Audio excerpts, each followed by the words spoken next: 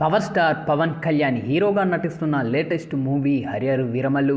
తాజాగా ఈ యొక్క సినిమా థియేట్రికల్ ట్రైలర్ను విడుదల చేసింది చిత్రబృందం. ట్రైలర్ విడుదల తర్వాత సినిమాపై అంచనాలు పీక్స్కు చేరాయి.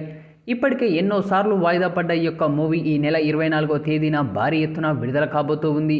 హీరోగా పవన్ కళ్యాణ్ తోని ప్యాన్ ఇండియా మూవీ కావడంతో ఈ యొక్క సినిమాపై భారీ అంచనాలే ఉన్నాయి.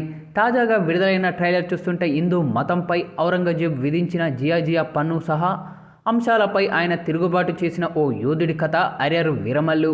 అంతేకాదు మధ్యలో కోహినూర్ వజ్రం చుట్టూ తిరిగే కథతో చరిత్రలో మరుగున పడిన ఓ యోధుడితో కథతో ఈ యొక్క సినిమా రాబోతున్నట్లు తెలుస్తూ ఉంది. ఇక హరిహర వీరమల్లు ట్రైలర్ చూస్తుంటే గూస్ బంప్స్ వస్తూ ఉన్నాయి. ముఖ్యంగా పులను వేటాడే బొబ్బిలి అనే డైలాగ్ పవన్ కళ్యాణ్కు అతికినట్లు సరిపోతూ ఉంది. అప్పట్లో పవన్ అంటే తుఫాన్ అనే తరహాలో విలన్ బాబీ డియోల్ పాత్రతో చెప్పిన డైలాగులు బాగున్నాయి. ఔరంగజేబ్ పాత్రలో అద్భుతంగా ఒదిగిపోయాడు. ఇక ఇందులో కొన్ని సీన్స్ పవన్ కళ్యాణ్ పొలిటికల్గా మైలేజ్ పెంచేలా ఉన్నాయి. గ్రాఫిక్స్ కొంచెం అద్భుతంగా అదిరిపోయింది. ఓవరాల్గా పవన్ కళ్యాణ్ మేనగాలో ఇవన్నీ కొట్టుకుపోతూ ఉన్నాయి. ముఖ్యంగా సరైన సమయంలో పవన్ నుంచి వస్తున్న సినిమా హరిహర వీరమల్లు కావడంతో ఈ యొక్క